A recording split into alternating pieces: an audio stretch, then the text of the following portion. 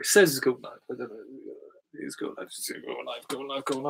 Oh, I might be going live. We're live. We're rambling. We're rambling. Live. We're live. I'm going on here. Are you sure that's live? Yeah, it's live. Is it sure? That's live. That's It's happening right now. I'm liking it. Added to the smashing the socials right now. You can't stop us smashing these socials, can you? We are Just going ripping them. to have to stop doing. Right. Hello. hello. Right. What we're doing, we're just rambling. Football's team. We're just rambling. It's going to be a bit of a different feel tonight. Hello and welcome. We're ripping it up. Right. Enough of this nonsense. We're going to talk. We're going to talk a lot of football right now because a lot of happening. We're going to talk. Still very early stage of the World Cup, everyone. Very early. Let's not get carried away. We can't get carried away. Rein it in. Reel it in. Reel it a little bit more. We know everyone's excited. The first round. Not everyone's played their first game yet. We know everyone's excited. England are currently 1-0 up. We're watching it now. England are currently 1-0 up. So we know there's going to be some English people out there who are already buying their shirt with winners 18. Colombia haven't played yet. Or if you're listening to us, in retrospect, we will just say now, we saw the England game. Yes. We're watching it, but we saw it, and the result is like England won, and there's a big parade, and it started an earthquake in Oxford. Yeah. Let's just say because it shook too much. It shook much more than the Mexican fans when they won 1-0 against Germania. We've made a lovely little fan as well. We'll tell you about it later on. But as it is, guys, do not get carried away with this. Do not. But get carried away because it's football. Get carried away. I got a fever, have you? I got a fever. I got World Cup fever. Yeah. I don't know if you can tell. I'm clammy. I'm really clammy. It's World Cup fever, and we've got so much to talk about. And sometimes, if I see a game without him, I don't know what to do. I don't know what, like, I got lots of information. I got loads of VAR stuff, which is it's just pent up. This pent up football aggression. He's been ringing me. He's been leaving me voicemails in the middle of the night. Just going VAR. Mark Lawrenson. Yeah, he's in my dreams again. Mark Lawrenson. VAR. That's all I get. Bitter view of life is just making me depressed. That's my ringtone now. When he rings me, it says VAR. When he texts me, it's Lauro. That's how it works. So first game in.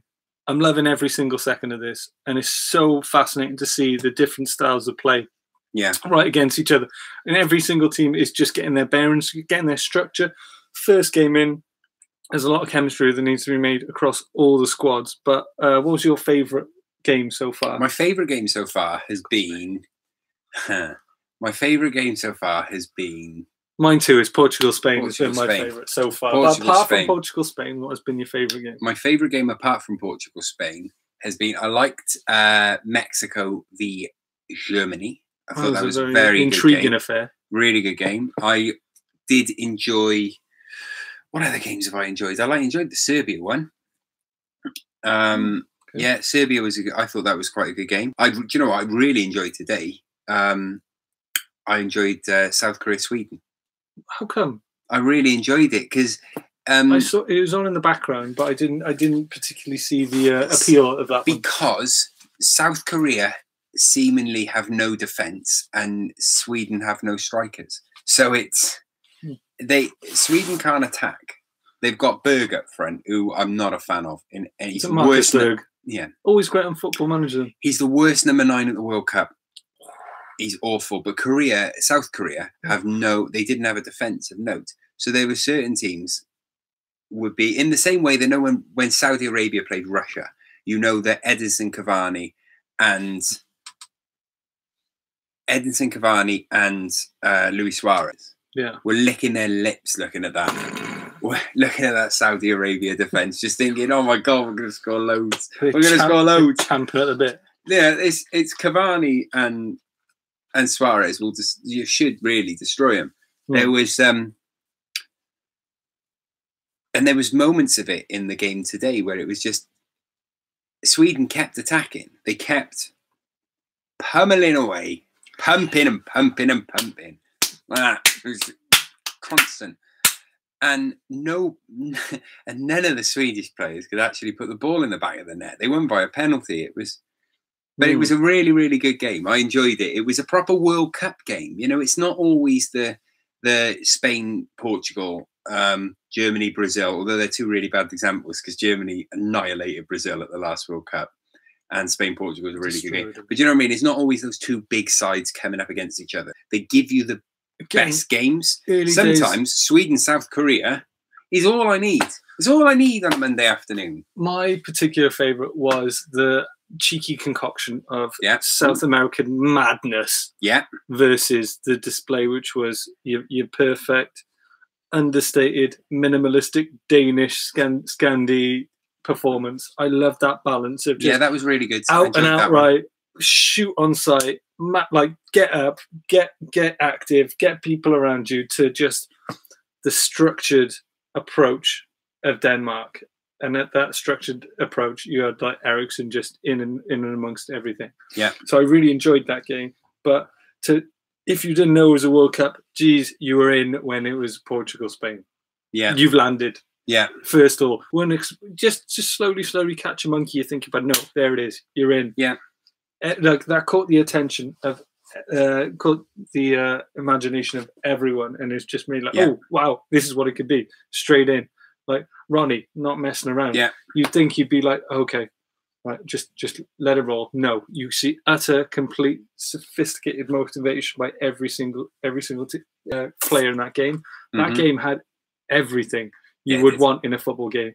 You had the story of Nacho, that look back from Ronnie, that look back of like, I've had you, I've done you. Yeah. And if that didn't motivate you, you just swell of inside of just like, right, I'm gonna, like that goal that he scored. That was brilliant. Was absolutely phenomenal. Favorite goal so far?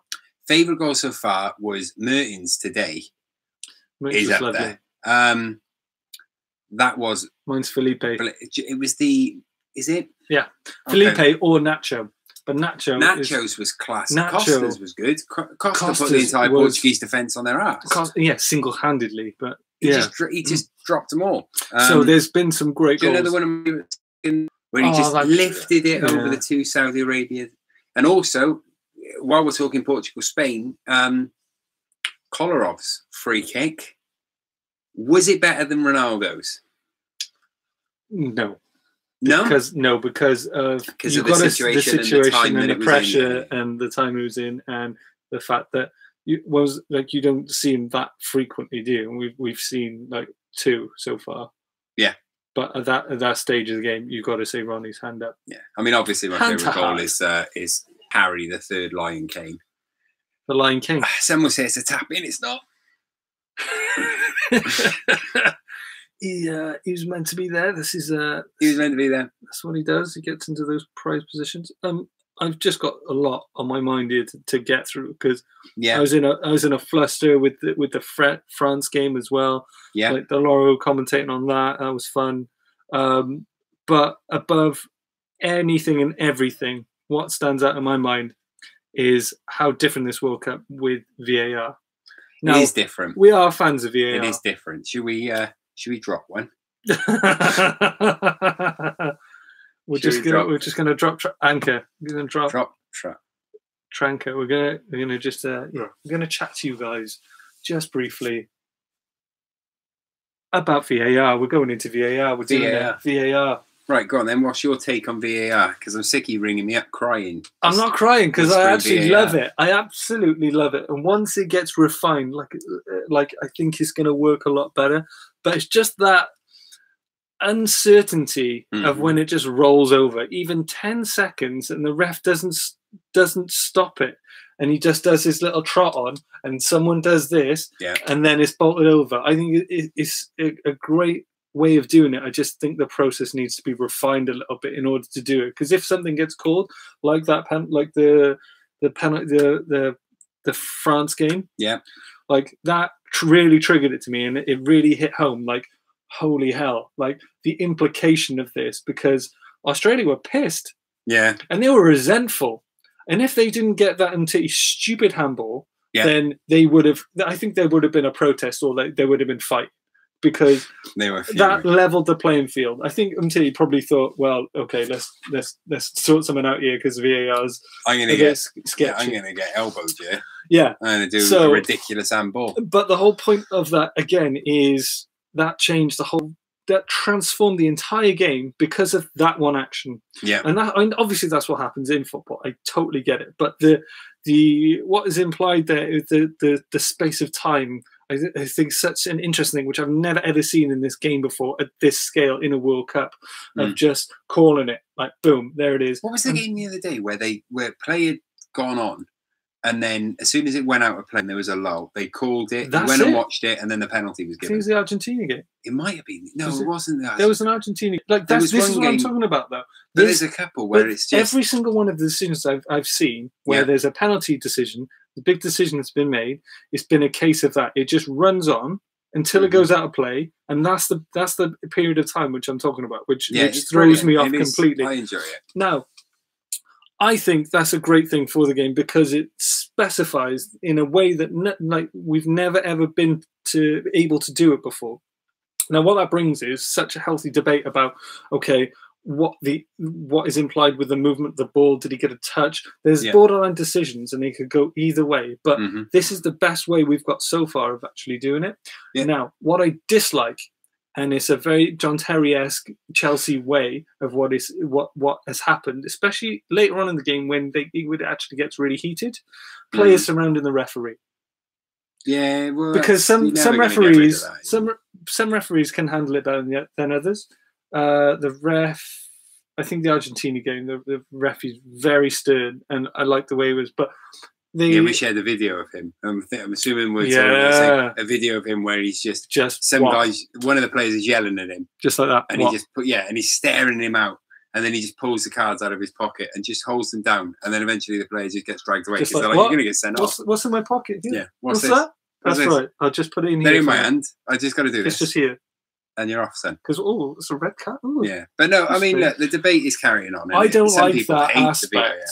I don't like that aspect. But I like referees with a lot of authority and a bit of swag about them. They can control the crowd.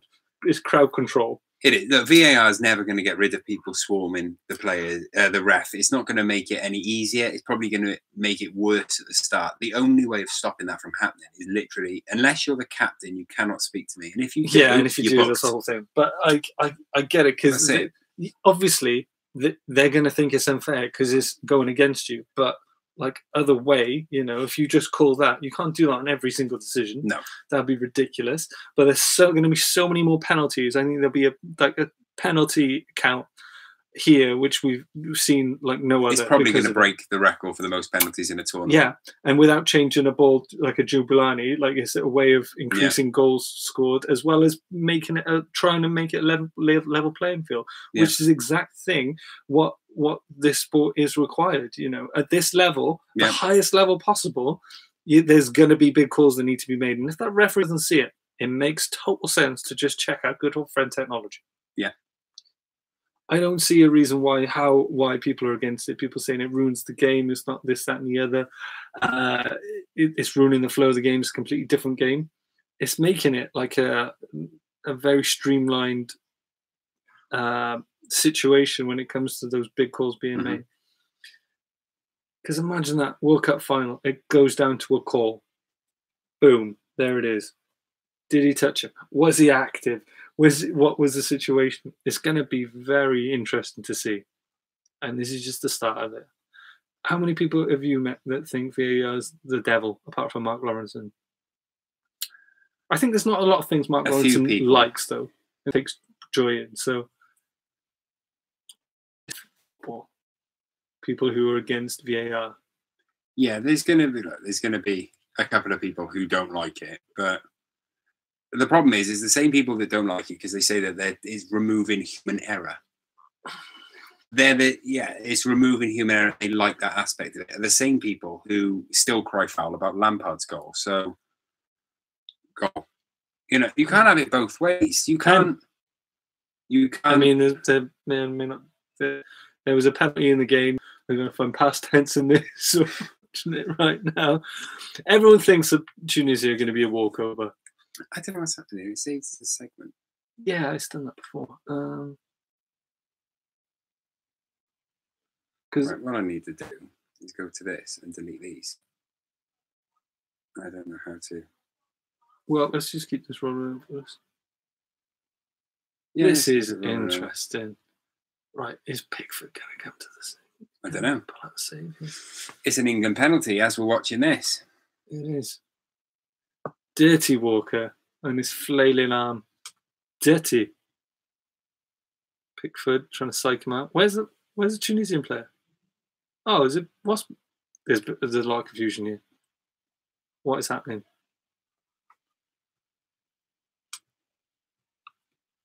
Has it gone to VAR? Oh, there we are. Right, there's a penalty in place. It's a penalty. It took ages. Wait, this is not the best taking ages. Audio. This isn't right now. So we're here. We're at a World Cup. Yeah, we're enjoying it. We are enjoying it. The atmosphere is great. I mean, I'd enjoy it a lot more if this thing was working right now, but never mind. I can't get rid of this. How do I get rid of this? Oh look, let's see what's anchoring. But I need to watch this first. Can we? Yeah, that's just okay. We just need to get rid of this. That's all we need to do. Technical errors, yeah. Right, is he going to score or not? Call it.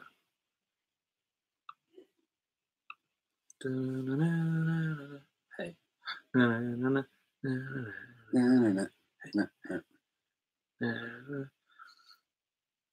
Right then. Right, Tunisia going to score. Yes, and it's going to be 1-1, and everyone's going to go, "Oh, Tunisia are good."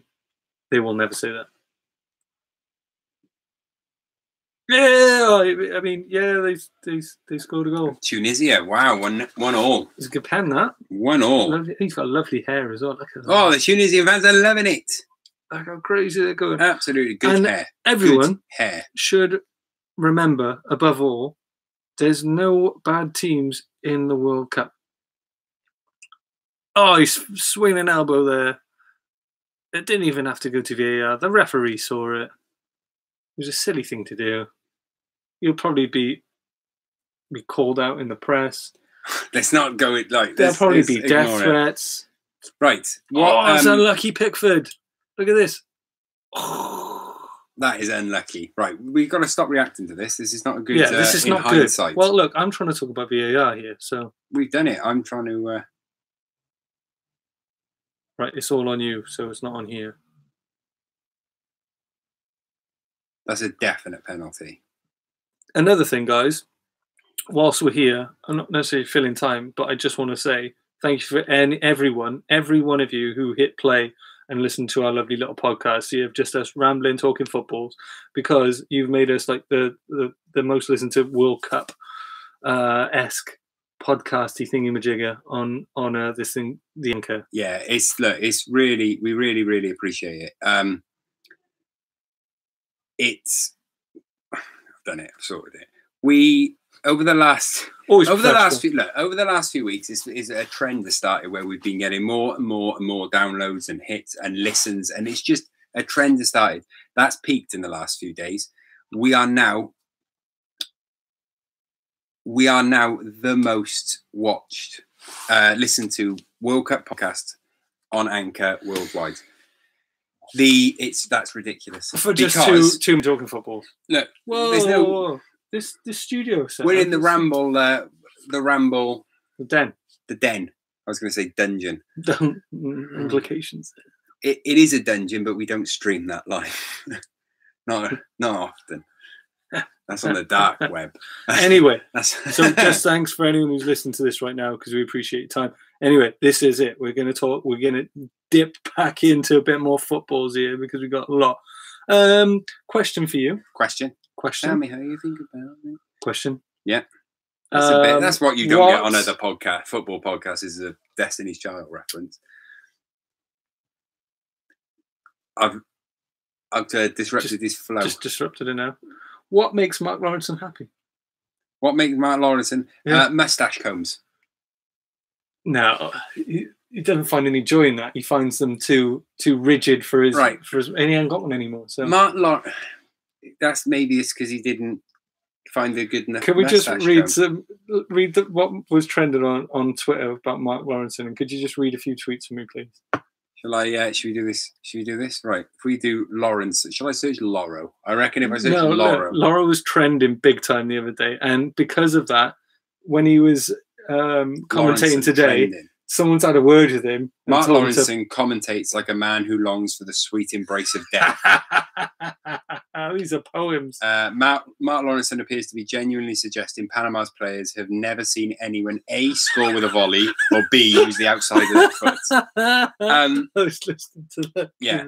Lawrenson is absolutely awful. So miserable, lazy, unprepared, states the obvious, rarely offers insight. I've got a B in my ramble bonnet about Mark Lawrenson over one particular thing. And it was Pavard, Benjamin Pavard. Pavard is very unfair. For the French game. Probably never heard of him before. Well, he said it. He said he'd never seen him play. Right, Benjamin Pavard plays for Stuttgart. He's an international footballer. How old is he? He's 20, I reckon. Yeah. I don't know how old he is, to be honest. 22. But 22. What I didn't like was the fact that Lawrenson openly said, "I've never seen him.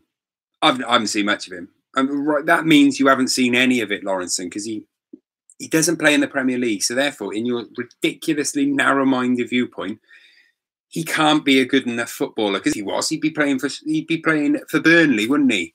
Why would you want to play? You know, in his head, Stuttgart, who are never heard of them. Yeah, they're a superb second-rate European football club. Second-rate. They're a big-name club. I mean, it's ridiculous. He genuinely would prefer them to be playing for Burnley. Stuttgart are massive compared to Burnley. They're huge. They're much bigger. Now, Lawrenson said, "Well, I've not seen much of him, but are you telling me this is the best right back France have got?" And he made one error at this point. He's a 22-year-old. He kept saying it as well. It was 8 minutes in when he first said it, and he then decided the best thing to do was to keep repeating it, in spite of the fact that Pavard was making good tackles. It's unreal. It's my biggest complaint about modern football fans, in that if they don't play in the Premier League, it's almost like they don't exist. It's the same people who don't think Edinson Cavani is a good footballer. It's the same people who think that it is, because it annoys me. It's the same people that think that, even speaking as a United fan, that Jesse Lingard is suddenly somehow a better footballer than Rabiot. Now, I am aware that that is a personal preference, but Rabiot, most people have never seen him play. Let's be honest. He plays for a massive club, one of the biggest clubs in the world. How can you not see Rabiot play, though? How many people watch PSG unless they're in the Champions League?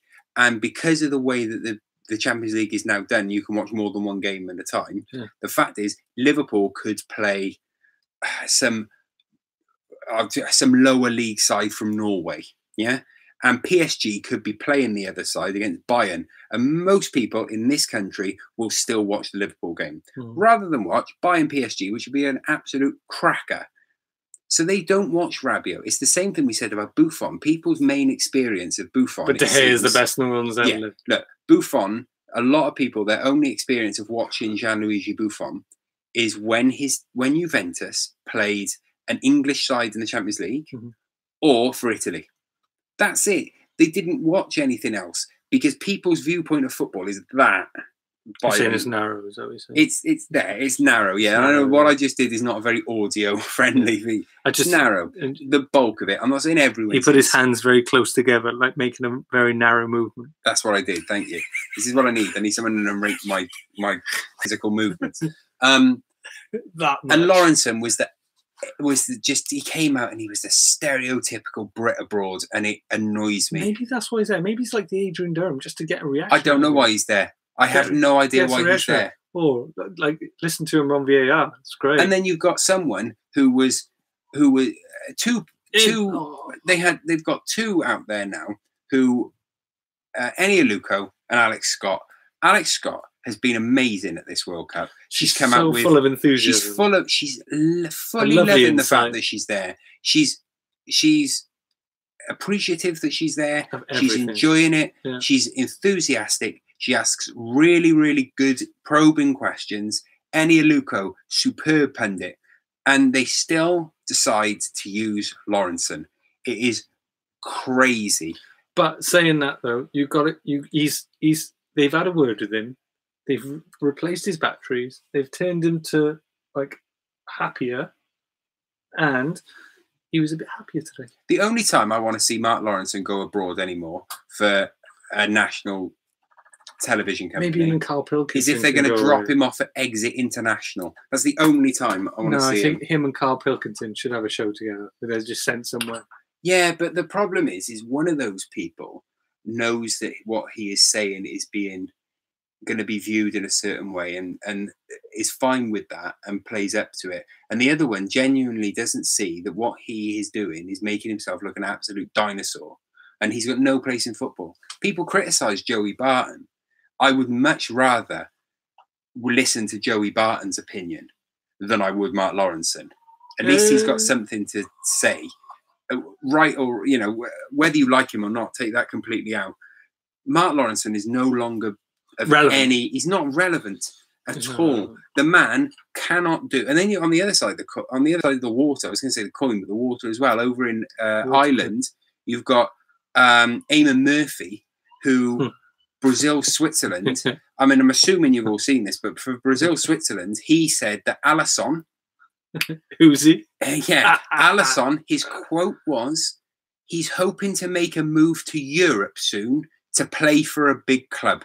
Yeah. He plays for Roma. Good. It takes seconds. That's in Europe. That's in Europe the last time I checked. And they knocked out Barcelona in the Champions League.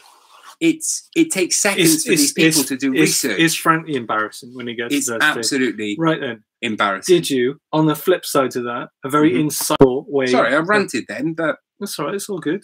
An insightful way of being on the opposite end of that spectrum. Yeah. I've heard a number of things of interest coming from no other than Mr. Arsene Wenger. Yeah. Regarding Liechtensteiner and the Swiss and Xhaka and the performance, which I need to listen to again because I'm very interested with the insight that Mr. Wenger's got, because he's just a fountain of knowledge. He just mentioned just briefly that Liechtenstein is too slow to deal with Neymar and Marcelo on the left hand side. Yeah. Which isn't necessarily a slight, but it's perceived as that because Liechtenstein obviously he's signed for Arsenal. Yeah, bringing a wealth of experience and captaincy of the team, and he's 63 and whatever. On the other side of that, who's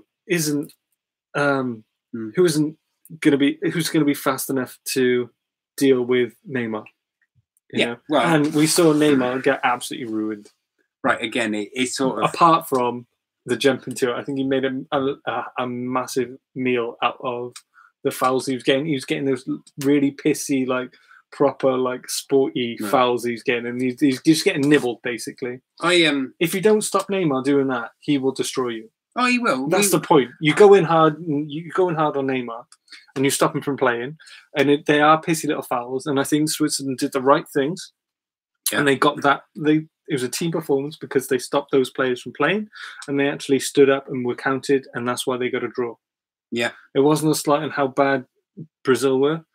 The tactics and the way the Switzerland played, was very good. And that ball that come in for that header was insane. Probably, like Ted Knutson says, probably the keeper should have saved it or come in, but the whip on it, it was very impressive. And Shaqiri can do that all day, every day. Shaqiri's a great player. Hopefully, look, he will. Hopefully, he'll continue playing. He deserves.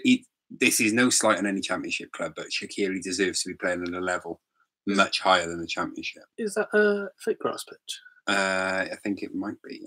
Yeah. Yes. Liechtensteiner though. Oh, right. Hang on. I can't get into that. Like, we got a lot here, guys. It's World Cup. This play is fine. My problem with this Neymar thing, I was talking about this today with my mate Danny. He was saying about how Neymar goes down a bit too easily. Do you know what I think this is? Because someone did. He needs protection, though. Right, Ronaldo. Exactly. This is Ronaldo when he played at United. Someone actually got watched how many times he was fouled off the ball and no free kick was given. Yeah. How many times he got kicked, elbowed, whatever. Those snidey little fouls that people do to more skillful players. And he on average, it was something like 60%. He was fouled 60% more than anyone else in the Premier League. Neymar's the same as that. It's Neymar, Messi, they are skillful players. They are targeted. Who, let's be honest, at the minute, if refs did their job properly, which was give a foul when a player was fouled, rather than just when a player goes down, this would be eradicated. Because a player doesn't have to go down for it to be a foul. Like, I could run up to you and punch you in the arm, and that would be a foul. You don't necessarily then have to fall on the floor to get the free kick. It's also a very professional thing. It's a technical foul, if anything. Like, he was rolling around on the floor one, which I thought was a bit. But if someone keeps hitting you in the same place and just tacking that ankle, you're going to go down and it'll stop. Because if one player is constantly doing it and he goes down and he gets booked for it, they all stop doing that because they know, oh, hang on a minute, I'm going to yellow. Last World Cup, he broke his back or something, didn't he? Oh, it was horrendous. That elbow that went in. And he did nothing and stood up to every single challenge. Yeah. And what's the point if you just continue going to get hit? There's a foul and you know someone's going to foul you. Like, he's a massive danger, right? If he's on the ball for like 5 seconds and makes a run, he will be taken down. He knows it's coming. Imagine playing with that constantly. I know Messi's done it for years, but Messi is different. Messi rides him, doesn't he? Messi, as much as he can, but still, there's going to be like players who are going to out to like size you down and hack you. The fact of the matter is that he gets fouled more because he's more skillful. Yeah, there's no way. I've been watching Neymar play and like you said, he's a massive threat. So if he's on the ball, like, when was it? The last closing stages against Switzerland. Jesus, like, he was close and he just smashed a free kick over. But he had a free kick because what happened? He rode about 3 tackles and then got hacked down completely in a game where he's been like on his ass most of the game because of that reason. So I just think, like, there's a way of reacting, but what's the point in just like, you can only like dust yourself off a number of times before it's like, okay, this is silly now. Yeah, but I thought how Switzerland played it was very tactically astute in that respect. Okay, we're going to go to Germany. We're going to go to Mexico. We're going to go to how Mexico played. How did they get that result against Germany? Were they just caught cold? Are they not up to standard? High pressure for me. It's just a different way of playing because they think, okay, Germany are going to do this to us. We need to just be quick up front as much as possible.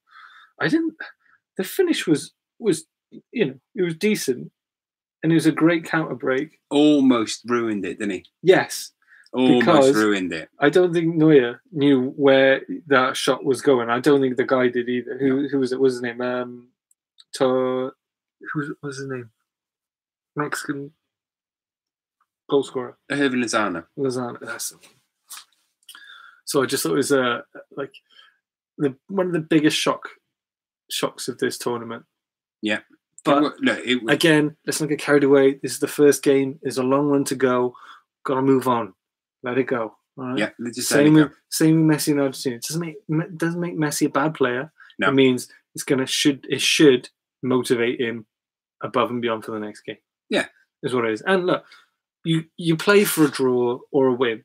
If it's not necessarily the end of the world if you get a loss, but you need to just be aiming for that in your first game. So just a bit of foresight. Yeah. Let's not get carried away. Okay. Pogba. Do you have my little Pogba rant? I did. Yeah, we dropped a surprise podcast. Pog watch. Pog watch. And like, I had this debate with a mate after Pogba drove forward and created that and made that and did that went down as his goal, right? Yeah. So I don't see where there's any issue with my mate who was saying Pogba should be doing more. And I'm just thinking, he's at a World Cup. He's just dragged his team from a mediocre draw, and he's got the important, dirty, like ugly-looking result because he drove forward and he was box to box. He was in that box and he scored that goal. The fact is that he's still young. He's going to really pop and perform when he needs to, and I get how people are frustrated with him. But when you score the winner for your national team in a World Cup, I think it's very harsh criticism to say you should be doing better. So I think the whole debate of, I get it, the whole debate of where do you play him? And like you were saying, when Deschamps kept him, don't pass them. It's one of the most ludicrous things I have ever seen on a football field. And if he's given a free rein, like, so be it. Who knows where that's going to, like, where he can maneuver that, but it just depends on the team. Blaise Matuidi should start the next game, by the way. Yeah, I think I would prefer to see Kante holding with Pogba and Matuidi. Kante was my favourite player that whole game. Kante's one of my favourite players in every game. Do you know what I mean? He's just cute. You just want to just grab his little cheek, ruffle his little head, go on, and he'd be my favourite if I was managing. He's superb. No stress. You know, there's no ego attached to him. Drives a little mini around. He's happy. Yeah. He's loving life. He just gets on with the job, makes everyone else look good. The amount of his distribution, his dribbling, by the way, is phenomenal. Like he just nips it, gets it back, avoids being taken down, and just lays a good pass. He just starts things. He's incredible, and he did that all game, and he'll run all day for you. He's a magnificent little player. Yeah, he's superb. One of my favourite players that go under the radar as well. So he was one's. Watch him in the next game. Look at his movement, because you can do no wrong for me. That player. N'Golo. We've talked about this. N'Golo. What are you doing there? Tell me. Fill me in. What's going on? We're talking Dream Team. We're not worried about Dream Team yet. Well, let's save that for 5 games in. Have a little bit of ramble, shall we? Right then. First rounders, done that. What else? Done it. Look, do you know what? Let's talk about that French game then for a little bit. Just that midfield. What did you make of the performance at the back? Umtiti and Varane and Lloris. I've said for weeks now, when that team was announced, I was like, oh my God. It's like so exciting. It's such an exciting I thought time. It was great until Umtiti had what the hell moment. Yeah, I don't know why he did that. Varane was there covering. Yeah. It was unnecessary to do that. If he hadn't touched it, Varane's head's getting on it. But he should be nowhere near that. And then, frankly, Lloris, you should be claiming that or just communicating. But I don't know what Umtiti was thinking. No, I don't know. That game, again, like that really would have riled up the Aussies if he didn't handball it.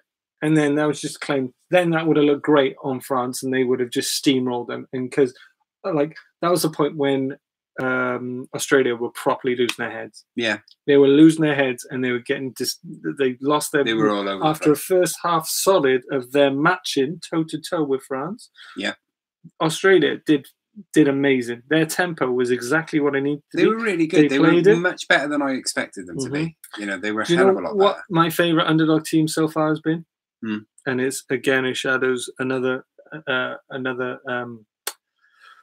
tournament where they were fascinating as well. Yeah, I've not seen a team as organised as Iceland. Yeah, they were really. They made it easy. They were really, really good. They were really, really good. I thought they were really good and deserve a lot of credit for pulling off that draw. I think it was brilliant. I thought the way they played, it was all team. That's what you get. There's no stress if they concede a goal. It's like, okay, that's like they're so composed and they're so organised. Teams across the land can learn a hell of a lot from Iceland and their setup. Yeah, because they're cool under pressure. They're solid as a unit. I've not seen a team work for each other as much as Iceland from the get-go, considering their whole country is the population of Stoke. Let that sink in a sec. Yeah, it's unbelievable. Just let that sink in. Stoke. Their entire population. They deserve all the credit in the world for producing that high level, and they've got phenomenal players. Buenos Aires is something like 40. Is 40 times the population of Iceland. So I found that to be absolutely fascinating. One game we haven't thought about going into yet is the Belgium game. Belgium, yeah, it was. They're not rank outsiders, are they? No, well, between Belgium, we're one game in, and Croatia. I'm refusing to get excited. Belgium about and Croatia. It's true. France. I need to rein in a bit, but I like Belgium and Croatia. Do you know my most disappointing team? Should I tell you? Yeah, Nigeria.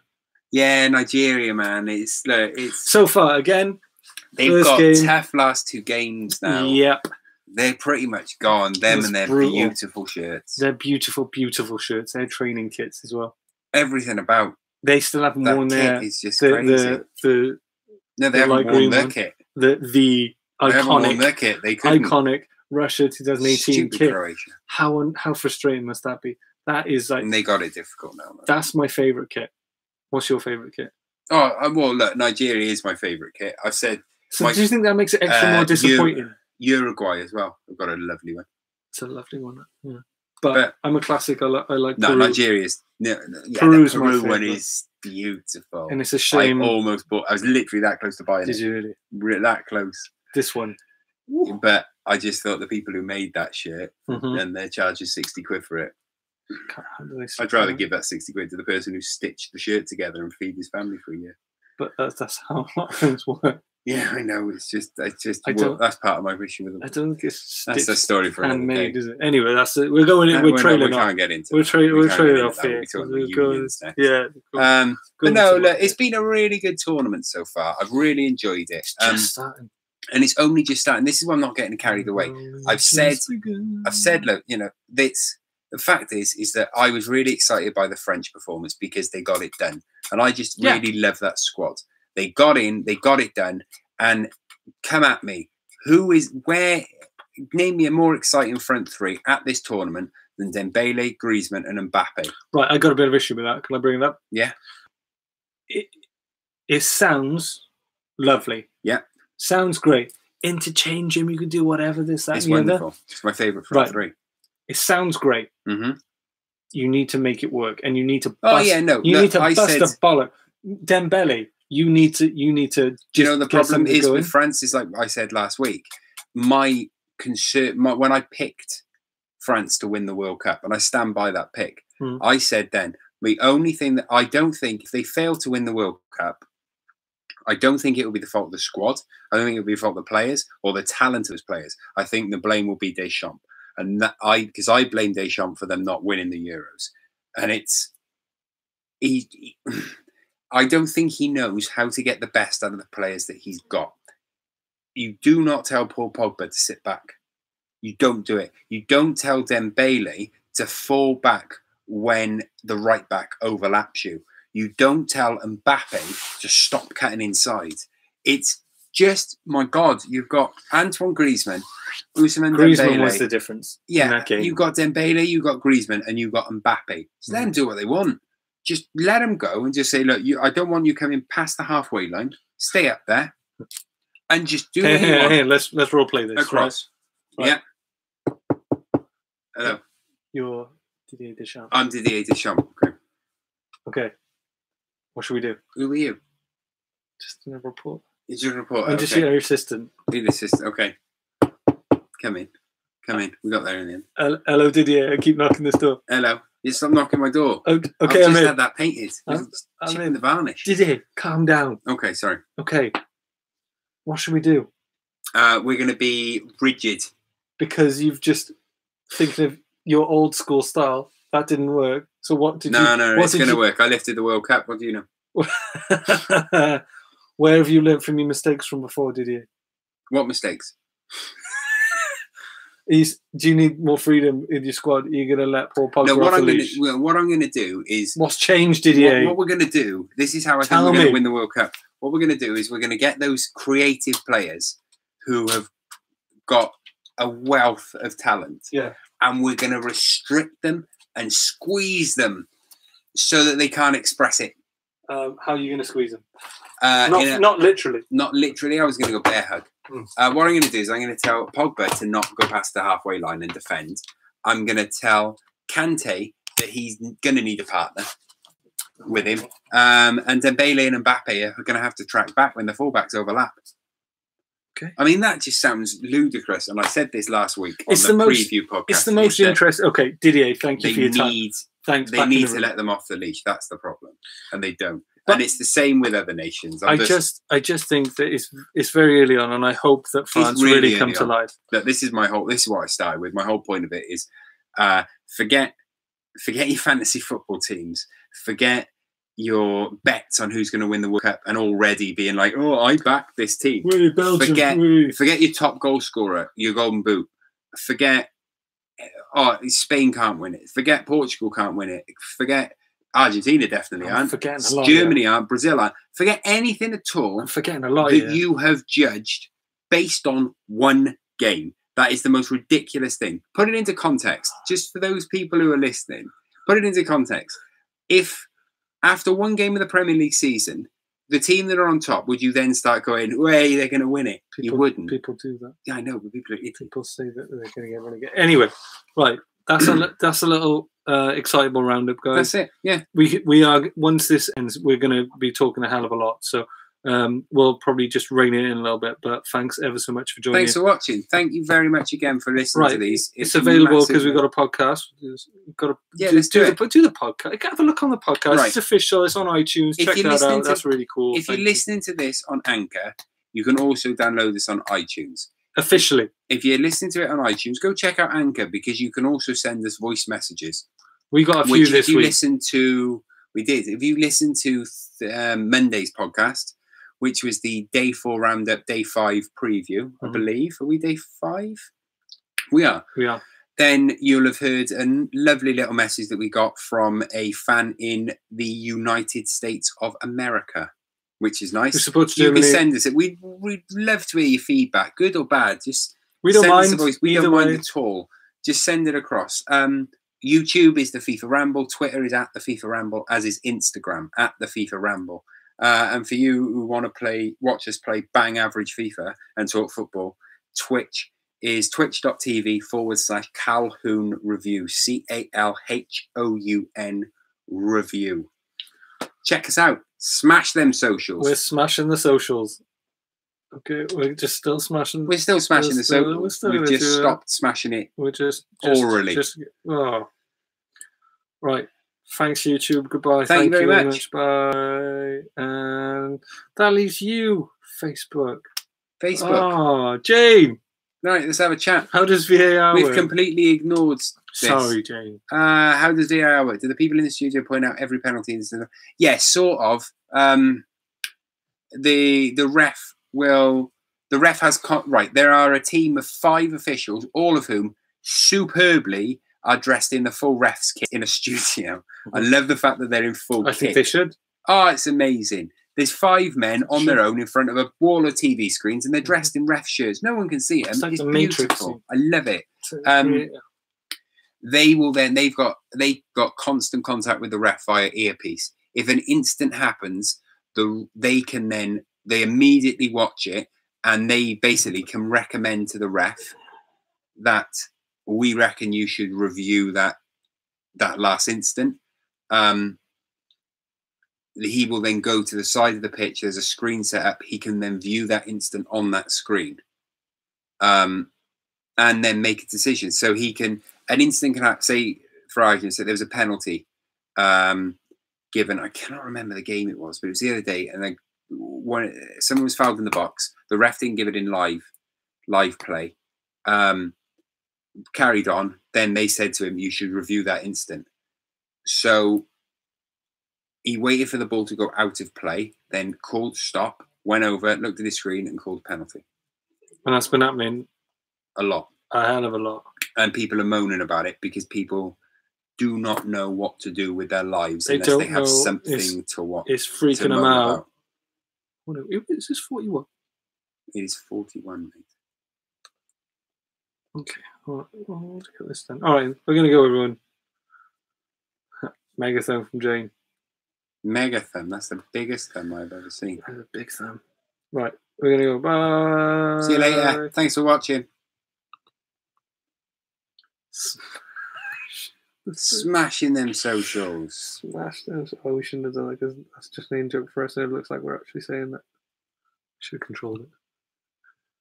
Them back with interest because it looks a little that way. Of course, you lose that momentum.